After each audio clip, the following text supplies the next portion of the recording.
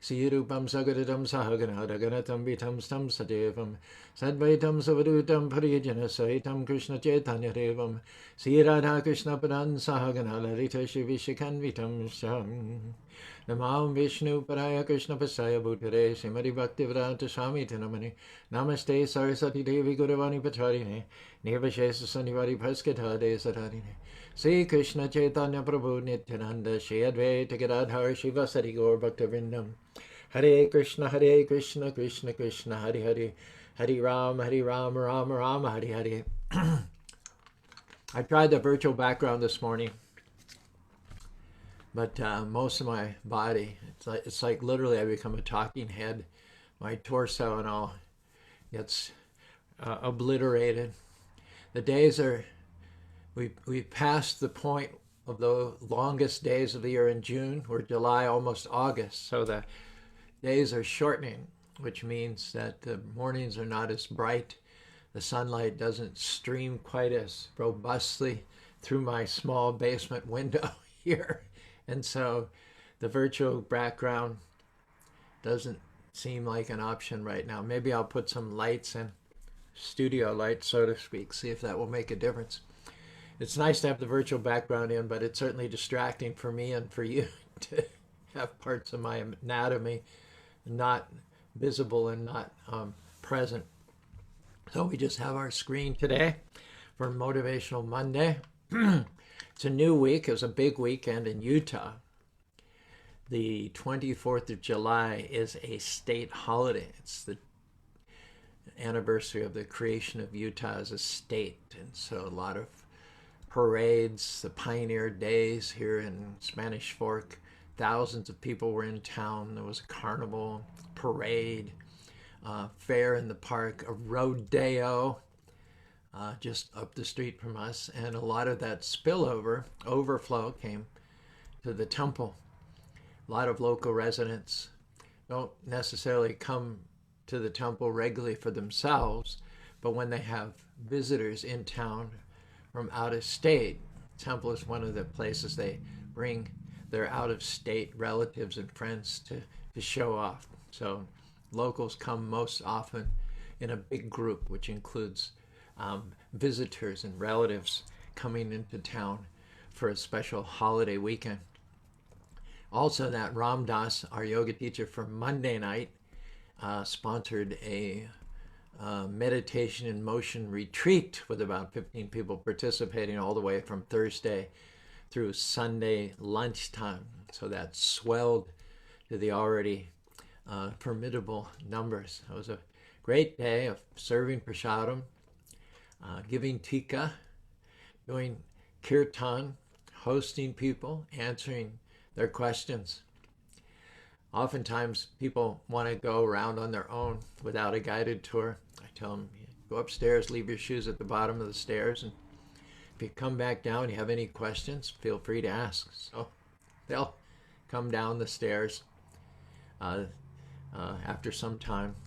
These are Westerners, and I'll say, do you have any questions? They say, no, I don't have any questions. I said, really? I said, there's Lord Shiva dancing in the ring of fire up there. There's Krishna, darkish complected, playing his flute. Beside him is Radharani. In one of the other alcoves, there's Ganesh, who has an elephant's head in a man's body, holds a laddu in his hand, a broken tusk, and you don't have any questions. So I guess it's just another day in Spanish Fork, Utah. Business as usual.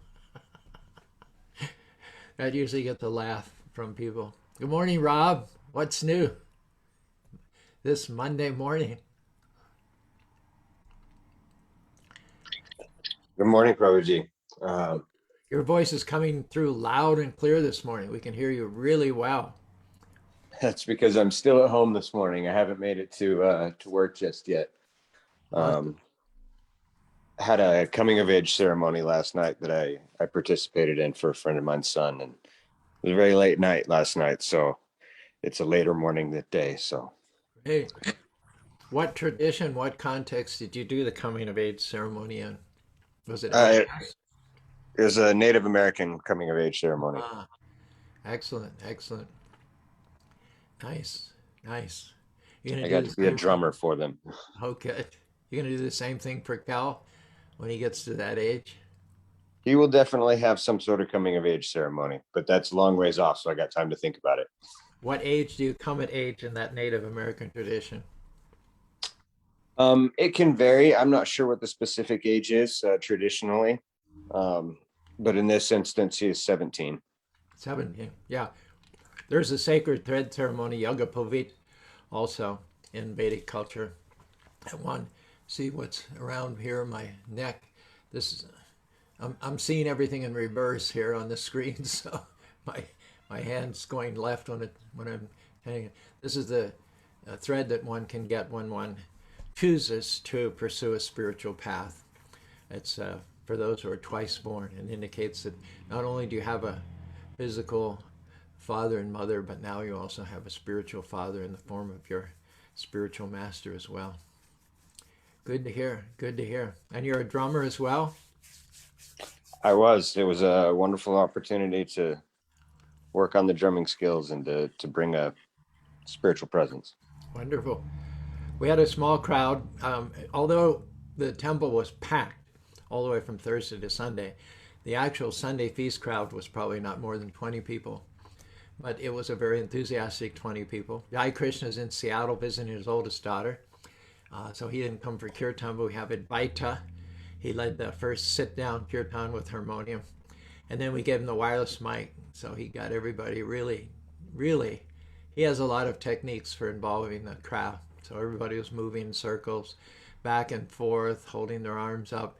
He got different people to chant. He would pass off the lead of the mantra to different people. And some members of the audience were quite good singers, and they were quite good dancers as well. So it was a great, but small gathering, but it was very nice, whipped up by Advaita. I enjoyed giving a talk also called um, uh, The Sword of the Spirit. Encourage everyone, if you weren't personally here, or you didn't hear it on Facebook Live last night, you can still catch it. It's posted there, and we'll put an edited version on YouTube with slides also later on this week. We're excited to launch into a new verse today. It is found in the 20th chapter, 20th verse, 5th chapter, the first canto of the Srimad Bhagavatam. Here it goes. Are you ready? Idam hi Vishram Bhagavan ibetaro yato jagatstara naroda shambhavaha tadishayam vera bhavam shatapite pradesha matam bhavata pradarshita. I bet you'd like to know the translation right now, wouldn't you? And I think we can do something about that. The Supreme Lord, Personality of Godhead, is himself this cosmos and still is aloof from it. Now that seems paradoxical, doesn't it? Let me repeat that. The Supreme Lord is himself the cosmos, and still he is aloof from it. From him only has this cosmic manifestation emanated. In him it rests, and unto him it enters after annihilation. Narad again is speaking to his disciple Vyasadeva, the compiler of the Vedas, concludes this statement by saying, your good self knows all about this. I have given only a synopsis. In the first paragraph of the purport, Prabhupada writes, for a pure devotee, the conception of Mukunda, Lord Sri Krishna, is both personal and impersonal. The impersonal cosmic situation is also Mukunda because it is the emanation of the energies of Mukunda. For example, a tree is a complete unit, whereas the leaves and branches of the tree are emanated parts and parcels of the tree. The leaves and branches of the tree are also the tree, but the tree itself is neither the leaves nor the branches. I decided to entitle this talk Identical but Not Equal. Identical but not equal. It's a phrase that Prabhupada mentions later on here in the purport. Take the branches and the leaves. We think of them as the tree. They're the byproducts of the tree. They're the energy of the tree. And so the fruits, the leaves, the buds, the branches, it's a tree. It's identical with the tree. But no branch is equal to the tree. No bud is equal to the tree. No flower or fruit is equal to the tree. No leaf is equal to the tree. So a lot of times we hear talk about oneness, the oneness between the living being and God, that we're identical. Okay, but to be identical does not mean to be equal. To be identical does not mean to be one in every respect with God. And this is where so many yogis and so many so-called transcendentalists totally miss it.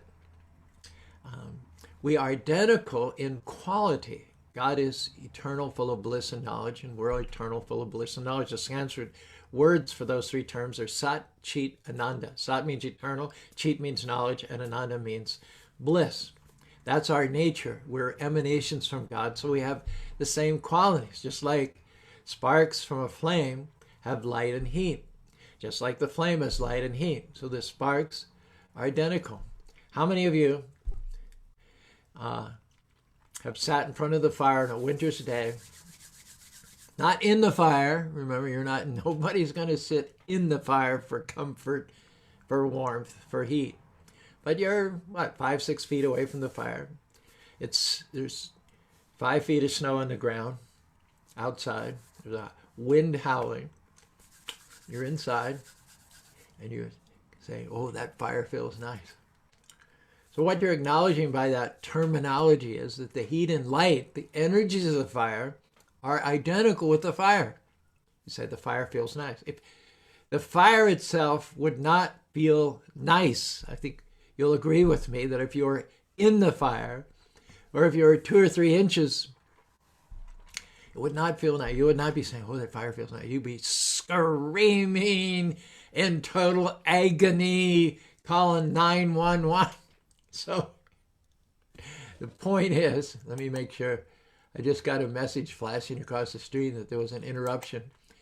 But we are on the strongest broadband connection that we have available from Comcast. So I don't know why it's flashing. The video's been interrupted, nor do I know what I could do about it if that were the case.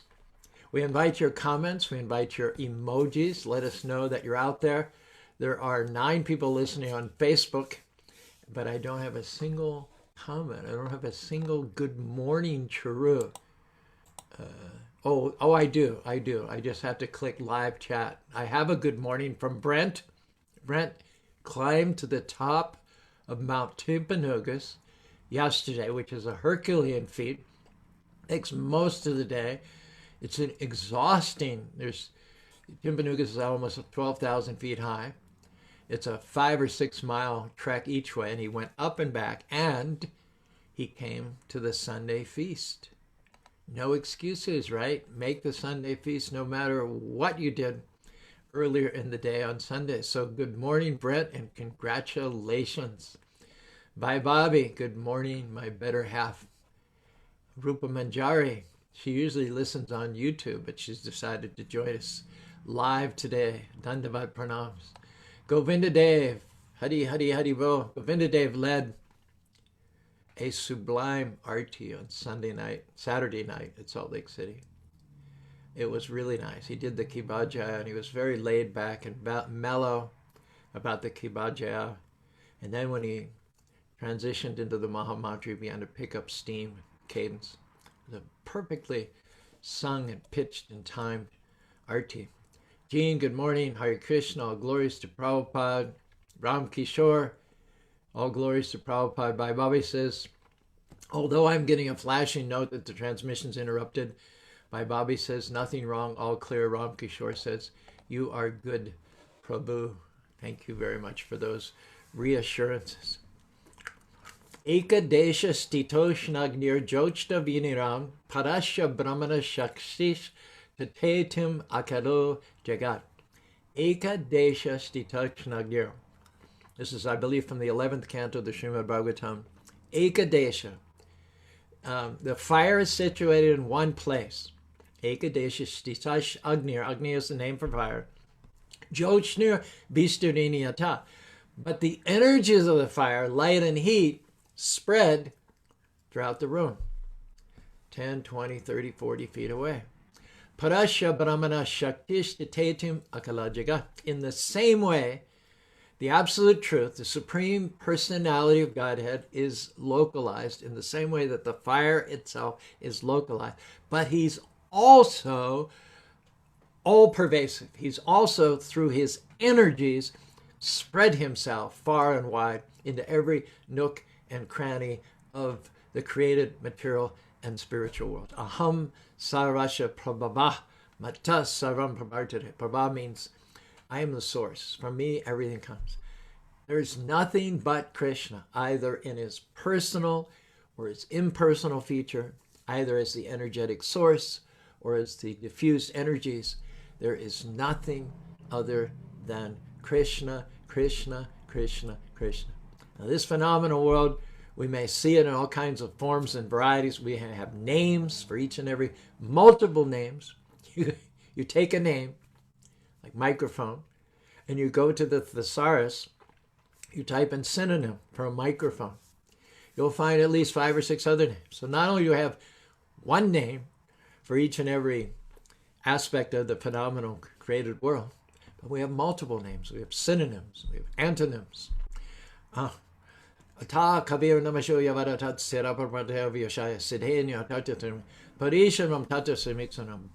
even though, as a matter of convenience, for better enhanced communication, for social intercourse, we name the different appearances of this material world, we should not sell out our soul to what is in effect a world of names and has in and of itself no substance, no foundational reality.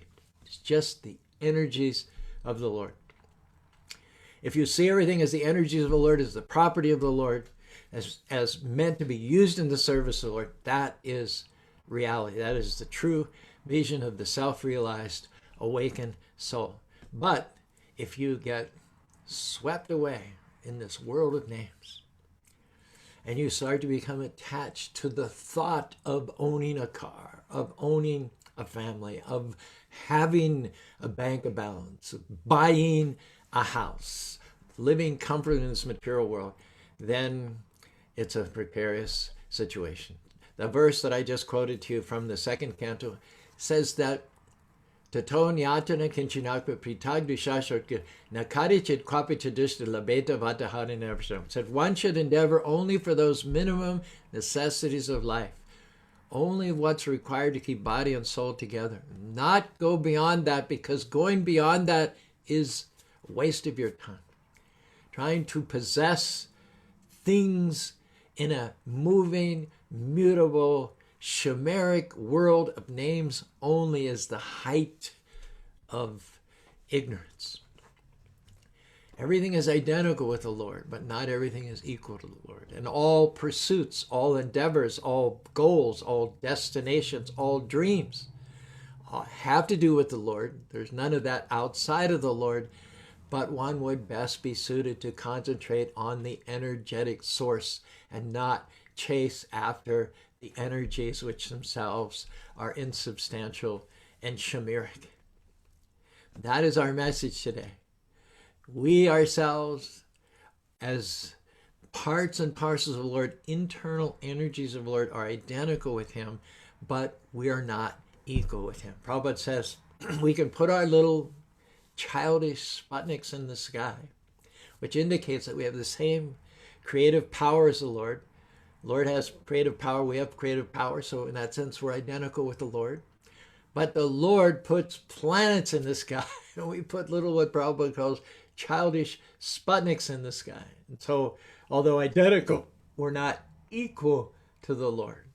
We have creative powers, he has creative powers, but our creative powers are not equal to the creative powers of the Lord. In the 4th verse, 9th chapter of the Holy Bhagavad Gita, the Song of God, Krishna tells Arjuna, Maya tatami jam sharvam, jagat abhyaktam majtani sarvabhut na chaham teshu avastitham.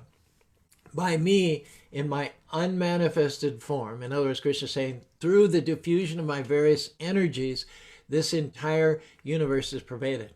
All beings are in me, but I am not in them. Prabhupada gives the example that a king heads a government, and the government and all the officials, the laws, and the personnel that take to implement and support those laws, they're really nothing other than a manifestation of the king's energy. The different governmental departments, governmental heads are simply the energy of the king. Each and every one of them is resting on the power of the king. If you take down the king, if you discredit the king, then all the governmental heads and all the government, they're divested of their authority, and then they have no power to act or to implement. But as long as the king is strong, as long as the king is respected, then the government is itself robust and strong. At the same time, you cannot demand as a citizen that in order to show its bona fides, its authenticity, that the king be present. When you go to apply a driver's license, you can't demand that the king be on the other side of that bulletproof glass processing your application for a driver's license.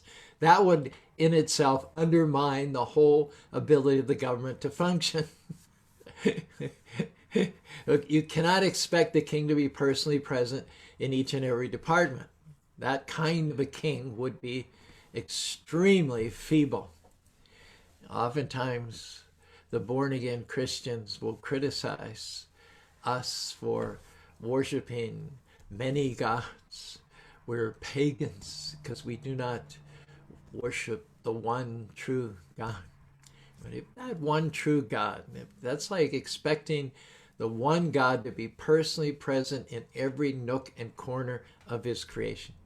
Not allowing God to expand himself, to emanate from his unlimited transcendental form, and to create and empower other living beings to do the work of creation, maintenance, and destruction on his behalf, on his authority, not ceding him that omnipotent power of emanation, you take away all meaning from God. There's only one God, and Brahma's heathenism, Vishnu's heathenism, Shiva's heathenism, Lakshmi's heathenism, Indra's heathenism, Varuna's heathenism, Agni's heathenism. You don't have anything left, folks. You got a weak God with no power. It's like a man with no teeth. He's given the title of God, but he hasn't got the potency of God. You've taken away from the energetic source his energies. You acknowledge the sun, but you deny the sunshine. What kind of a sun has no sunshine? What kind of a God has to do everything himself? Has to be in every nook and cranny of the creation? Or rather, a question is, what is the technique? How does God do that? If he's one God, then how does he know every hair on your head? How does he know your history? How does he have a plan for your life? The Christians insist on one God, and at the same time, they say he knows everything about you. He has a plan for your life. He's arranging things behind the scenes. But you can't have your cake and eat it too.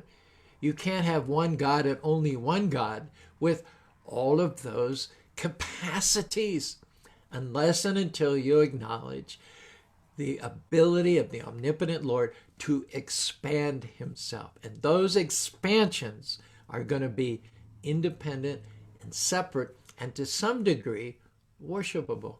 Remember, they're representing the Supreme Lord. They're empowered by him and they're doing his work.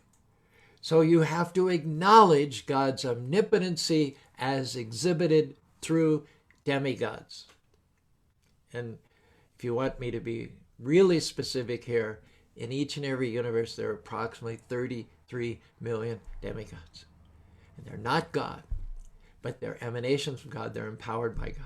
So, what is our conclusion here? The one supreme God not only doesn't have to do everything, I'm going to repeat this because I want to make sure you get it. And if you're a Christian devotee, you know all this. But maybe we've got one or two people who've joined us this morning who are not clear on this point. Certainly Judeo-Christianity has shed no light on the process by which God uses his omnipotency. So we're going to, if you're a Christian or a Catholic or Mormon, hopefully we're going to give you a piece of the puzzle here. And we're not doing it with the idea of converting you or switching you over to Krishna consciousness necessarily, but we're trying to make you a better Catholic, a better Christian, a better Mormon, because we're going to fill in some of the puzzles. We're going to fill in some of the pieces of the puzzle, fill in some of the cracks. So it is the Supreme Personality of Godhead who, through the diffusion of his various energies, creates other living beings who are independently empowered to create, maintain, and destroy millions and millions of worlds, both spiritual and material. So here's our point. Not only does the one God not have to do everything, but he does not have to do anything. He does not have to do anything. Natasya karanam chabidite natat samasya parasya shaktir vivadaya suryate shabhavaka balakriyaram. The Supreme Personality of Godhead is of such unlimited power that he can then, from himself, create other personalities who themselves have their own individuality, their own levels of sentiency, efficiency, talents, and abilities to then go out and maintain everything on his behalf. And the indication of his omnipotency is that he, in all of that, doesn't have to do anything. Once he's emanated Vishnu, and from Vishnu you get Pradyumna, Narayan, Vasudeva, and Shankarshan, and they emanate Mahavishnu, Garudakshay Vishnu, Shirodakshay Vishnus, the Purusha avatars, the Leela avatars, the Yuga avatars, the Guna avatars. Once that all is in motion, God has nothing further to do. Prabhupada tells a story of an American. He went to India, was over there visiting temples, learning what he could about the religion and culture. And he came back and he reported back to his friend. He said, while I was in India, I learned who God was. The friend said, how did you do that? He said, well, I visited the temple of Brahma, and Brahma was creating. Brahma was obliged by some higher power to create. I visited his temple in Pushkar. I visited many Lakshmi temples. I visited Durga temples. I visited Shiva temples. I visited Ganesh temples. And in each and every temple, I visited temples to the sun god, to Vishwakarma, the architects amongst the demigods. I visited temples to Kuvera, to Varuna. And each and every place, the god who has been worshipped was diligently performing an administrative departmental function in the universe. And I wondered in all of that, by whose order, by whose influence is everybody working so diligently and harmoniously? It says, Yak Chakchore Shasakalagaram Rajasamasti Ashore Sheshamurte Yashagnaya Brahmatam Samabrita Kara Chakro Govinamari Purusham Tamahang Bhajami. Did you ever think about how punctual the sun is? Of all the planets in this universe, the sun is the most powerful. We couldn't exist even 1 hour without the sun. And yet that sun is arriving every dawn to the nanosecond. And it's not the same every day. It changes. Like I said, we're having trouble with our virtual background now because the days are getting shorter. So every single day, the sun arises, appears at a different time and sets at a different time. This is going on as long as there's been life since the very beginning of creation. Now, you gotta think, this most powerful of all gods, this most powerful of all planets, every second it's emitting countless BTUs of heat and light and energy. It's the sun, the heat of the sun, which causes all the other planets to remain in orbit. By whose order is the sun mounting his chariot and appearing exactly to the nanosecond every day? By whose order? Govindam Adipurusham Tamahang Bhajami. In the Brahma Samhita, the prayers by Lord Brahma, the creator of the universe, and if anybody should know, it should be him. Tene Brahma Vidaya Adikava. Lord Brahma says, it is Govinda, it is Krishna. Because he empowers, because he has such influence that even great demigods like the sun are scared to deviate even 1 nanosecond from their predetermined schedule.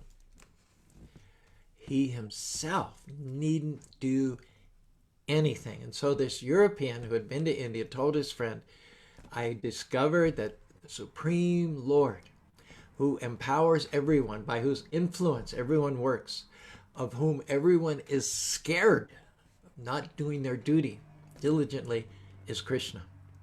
Because he and he alone had nothing assigned for him to do. He assigned everybody else. He created everyone else. Everyone else emanated from him. But he simply rests, staying on his flute. Now, having said that, God is not inactive. God is not passive. Krishna says, Utsiriyom reyana koryam ka sankarashikar upahanyam impraparam. Said, I don't have to work. There's nothing for me to do. However, it is a fact that whatever great men do, all men will follow in their footsteps. So if God did nothing, God sat in front of his TV with his big boy in his lazy chair, then everybody else would kick back. Nothing would be done. Nobody would do anything. The demigods, the different levels of administrative, departmental heads, they would all kick back. They would all try to get away with as much as they could. Because Krishna voluntarily works, he sets the ideal example. And so in a sense, it is the voluntary activities, the voluntary activity of Krishna, which in fact is the basis for the harmony that we see exhibited throughout the universe. Now, how does Krishna act? He doesn't have to do management. He doesn't have to do engineering. He doesn't have anything to do with the mechanics of millions and millions of worlds, but he acts to encourage pure devotional service. He acts in order to encourage surrender to his lotus feet. The fact that he stays aloof and unengaged in maintenance, creation, and destruction is sending a message to you and me that there is nothing more important than God, than that we come back home, back to God.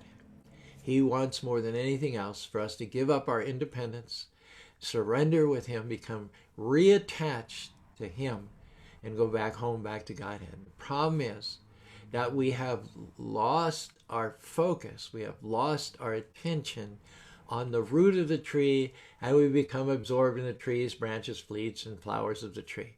We lost sight of the fact of God, the Father, our best friend, the owner and proprietor of everything, and we started to covet the energies of God. So we gave up our relationship with the Supreme Personality of Godhead in order to have some sort of a connection with God's energies.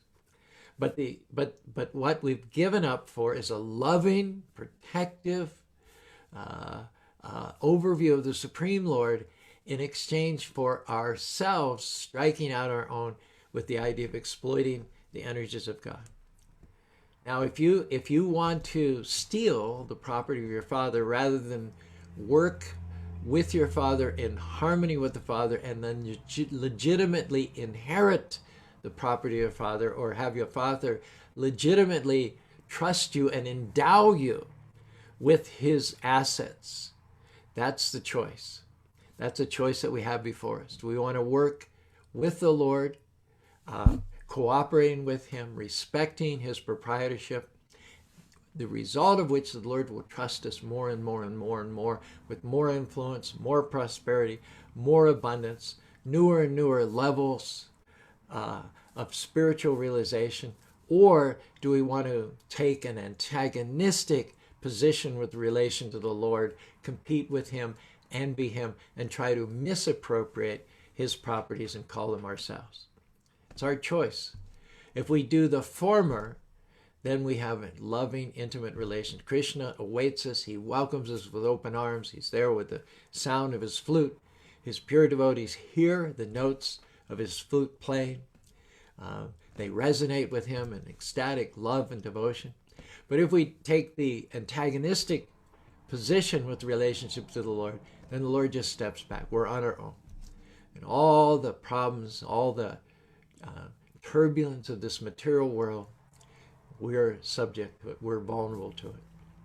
The difference is like being in the Pacific Ocean on your own, plopped in the middle of the ocean, or being in the ocean in a big ocean liner. Samsritaya plada palava paramahat punyam punya parambaru barachar vatsa param param param param. When you're on your own, swimming in the Pacific Ocean, you're sensitive to all the waves, all the wind, all the beating of the sun. You're vulnerable to the sharks, the tumengilas, the barracuda. Your survival chances are nil. They're between 0 and none. But when you're in that same Pacific Ocean in a big boat, you don't even feel the turbulence. You're not at all exposed to the sharks, the barracudas, the stingrays, the man-of-wars. You're on the deck by poolside, or you're playing shuffleboard, or you're enjoying the buffet, or you're listening to a band on Saturday night. You've achieved immunity from all the dangers of being in the ocean. And that's the choice that's before us. We can choose to harmonize, to live in peace and devotion with the Lord, or we can choose to oppose him, to envy him, and compete with him. My picture on my screen just sort of went blank here. I probably need your assurances there in the comment section that nothing, we haven't had a major technological reverse here. But we're winding up. So Prabhupada gives the example of the king. The government of the king is nothing but the influence of the king, but one cannot expect the king to be personally present in every department. Why? Krishna says this in one of the key chatur slokas of the Srimad Bhagavatam, 2nd canto, 9th chapter, 33. Aham evasam evarge nanyat sadasam param pasyaraham yod atetsha yo vishishada shoshmyaham. Speaking to Lord Brahma here in the 2nd canto, Krishna says, it is I, the personality of Godhead. Krishna is not, the aham is never used to refer to something impersonal. Aham is the first person singular. When I say I, Caru, I'm not referring generally to anything. I'm not saying Caru the man, Caru the inhabitant of earth, Caru the Caucasian, Caru the... I'm not, the hum, the I, it's never general. It's always specific. Now the impersonalists, the Mayavadis, the monists, they take all the times when Krishna says aham evasam evrage. He's saying I, the specific person who talked face to face to Arjuna. I am the source of everything. I entered into everything. Now he may have created things through his effulgence called the Brahma Jyoti, but never does he declare the Brahma Jyoti as the origin of his personality. Rather, Brahmano hi pratishtaram. He says the aham is the original source of all energies, material and spiritual. And so Krishna says to Brahma, just as he said so many times to Arjuna, aham, the personality of Godhead. It is I who existed before the creation. Before the creation, there was nothing but me, Krishna. That which you see is also I. Everything is identical with me because it is the diffusion of my multifarious potencies. So what you see is I in the form of my energy. It's identical, but it's not equal. And after annihilation, when all the demigods are wiped off the board, when the sun no longer shines, the moon no longer rises in the evening, the oceans no longer manifest their tides, When everything in this phenomenal world is annihilated, wound up, and retracted, there will also be only I, the personality of Godhead. Because into what or into whom are all those energies retracted? Into Krishna.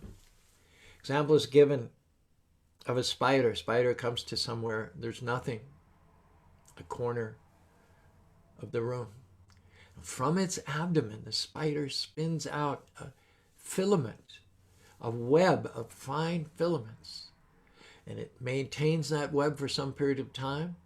And then when it decides to wind it all up, it takes all those filaments and brings them back into its abdomen from which they came. So the spider, the web, it's all the same. The web itself is identical with the spider. It comes from the spider. The spider sits on it. The spider navigates it much more successfully than all the flies and the little insects that get caught in it. And then when the spider wants, he retracts it and goes away. So whether it was once nothing, there then again is nothing once the spider quits the air. So really all of that, whether it's the original identity of the spider, whether it's his energies, or whether it's the living beings who are caught in the net, all that, the creation, the manifestation, the annihilation, the pre, the post, the during, is all just the spider. So similarly, Krishna says everything before, during, and after is nothing more than myself, or the diffusion of my various energies. And Prabhupada says the Vedic version is that the whole cosmic manifestation is nothing but spirit. And spirit itself has its origin in the personality of Godhead. Therefore, there is nothing apart from Krishna. Now, we're the parts and parcels of Krishna. We're like the parts of the body. You know, what are some of the parts of the body? The legs are parts of the body. The arms are parts of the body. The eyes are parts of the body. And you might say that these parts, legs and arms and eyes and ears and nose, are identical. They're non-different from the body. They're identical, but they're not equal to the whole body. None of them are equal or independent. Each part has to work being attached to and cognizant of the needs of the whole. Similarly, we need to work in such a way as to satisfy the supreme transcendent personality of Godhead, who is the form of beauty, cognition, and eternity. Because of the very fact that this world comes from the ultimate, dazzlingly beautiful, brilliant personality of Godhead, it is due to having originated from the Lord that this world has any attractive features at all. Devi Hesha Gunami Matam Mayadara Mamaiva Maya Dakshana Prakriti Suite Sataracham Hetunani Nikanti Jigavi, a world of cause and effects with all of its allure and all of its attraction and all of its beauty.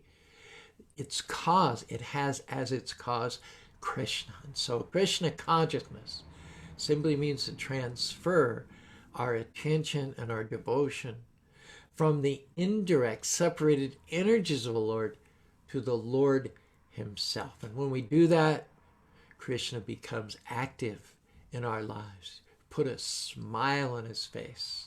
Lord becomes happy, expectant, excited about working, partnering with us to get us out of this dark material world back to home, back to Godhead, where life is eternal, full of bliss and knowledge. He works with us to effect our release from the entrapment of the network of material nature and bring us back to home, back to Godhead.